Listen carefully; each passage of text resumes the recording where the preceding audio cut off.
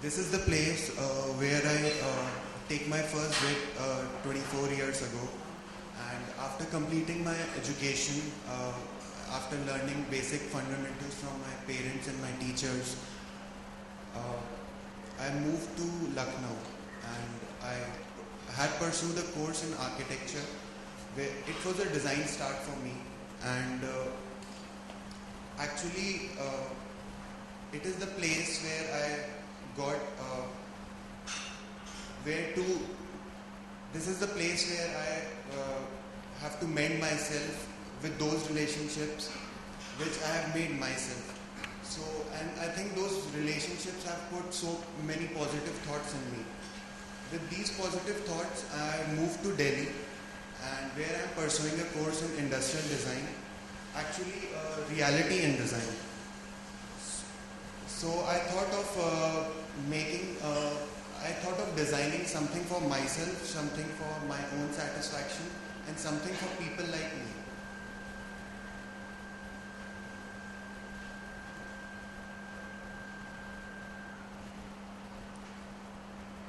The words I have shown you explain somehow me and somehow about my design philosophy.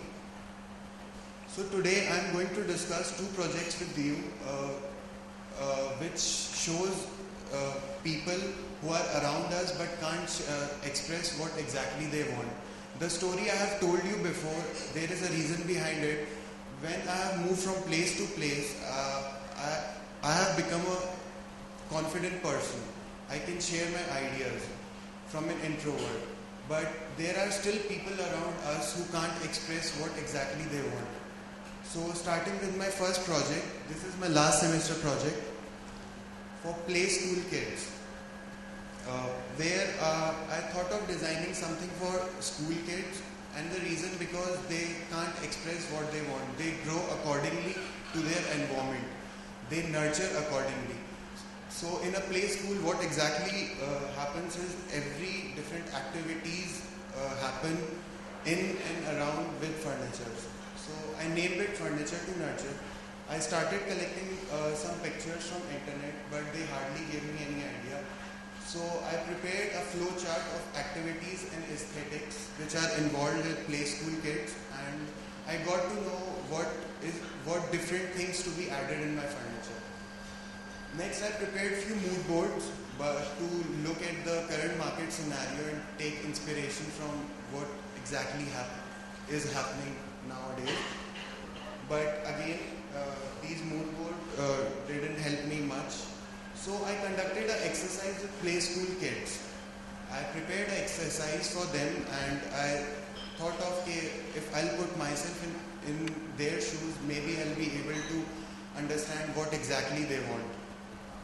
So again, after this exercise also, I hardly get any idea that what type of furniture they want for their future, for a better growth.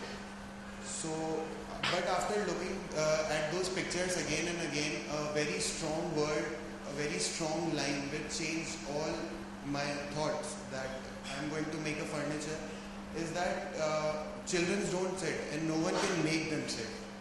So now this is the biggest challenge for me, that I have to design a furniture for kids which is not at all meant for comfort or sitting. So I started with some iterations using simple geometrical forms, and I thought of incorporating a circle so that it can move with the activities of kids. And I finally narrowed down to this concept where there is a triangle and a circle, and it can move according to different activities of kids. So if you see, the first position is the counter position where a child can read and write. If you topple it 90 degrees, it becomes a table where the clay molding and painting exercises can be done.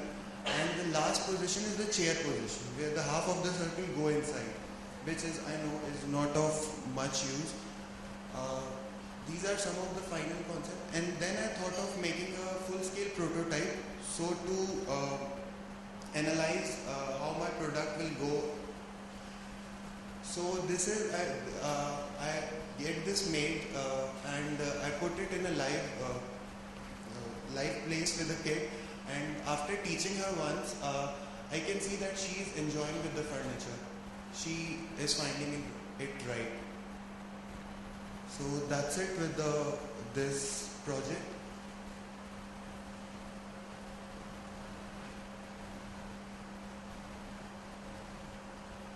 Now from the colors of kids, I want you to take to the real colors of India, where this semester I am designing a bullock cart.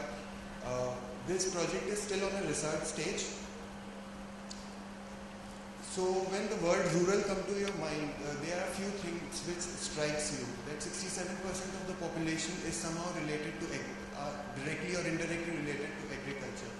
Farmers, agriculture, source of food, and finally a bullock cart. So why a bullock cart design? It's not only meant for transportation, but it is attached socially, culturally.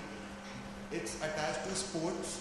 You can see that political rallies are going on with bullock cart. So my idea is to design a bullock cart which will reduce animal and human efforts. So I'm going to design this bullock cart for the owners, workers who work for them, ladies sometimes, and most importantly buffaloes and bullocks. So I focused on few of the problems after visiting a nearby village, and these are some of the problems: the setting height, rear visibility, nailing the hoof of the buffalo is a most important problem. Neck pad, which is quite strong, iron body of the cart, and long queues in which buffaloes have to keep on standing bearing loads. So starting with my first problem, buffaloes have to keep on bearing load while they are standing in a long queues when the farmers have to drop their crops in the nearby industry or nearby mandis. So what I was thinking of is just an initial idea to provide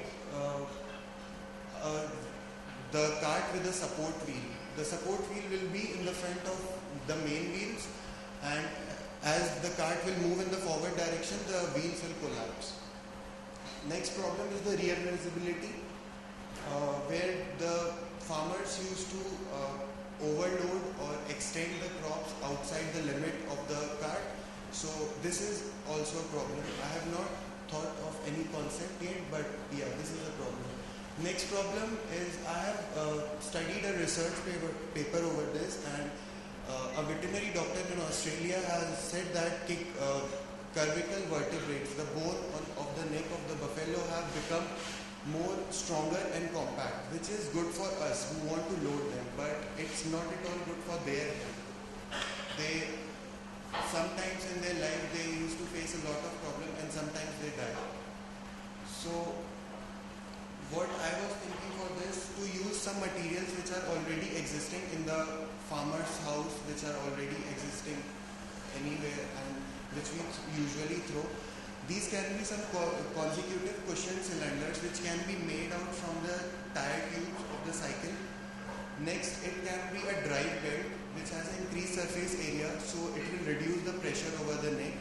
And lastly, it can be a tire tube which is filled with some viscous liquid, so it will retain the natural posture of the neck of the buffalo. Next problem is, previously the carts were made in all wood, so there is a possibility of transferring the load through flexibility of the wood. But nowadays, what is happening? The cart is made in iron, because iron has a second cost, like it can be sold out for. So that is why it is made in iron, but the jerk is directly felt over the neck of the buffalo. I am still thinking over this problem.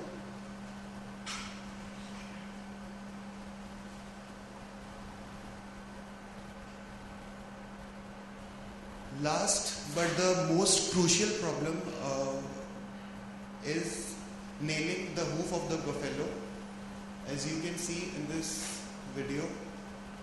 So for this I have studied again few things by a few doctors around, and if you can see the black line in the cross section I have drawn, that is a white line, and as the buffalo moves in ground and in fields, this white line get exposed. And what exactly farmers do it, they used to nail it with they used to nail it with the iron flange, so to protect their hoop. So what I was thinking is to provide something, a better solution which can be done. So this is how it is done. When it moves in ground, the white line get exposed and they directly hit over the white line. So, and white line is connected to the flesh part. So there are possibilities of deterioration of health and infection in buffaloes. So what I was thinking is to provide with a solution that is nail the front and the rear part with the interlocking C sections and only change the bottom flange when it is eroded out. Like you can see in the red thing, only change the bottom flange and keep on continuing with the front and the rear C sections. So today I have discussed with you two things which I think are these users, these living beings are quite like me, and that's why I am dealing with their problems and understanding them. And my design philosophy lies with the people who are around me and understanding them, and my basic concept and my basic fundamentals and my inspirations also come from the people who are around me. Thanks for walking with me.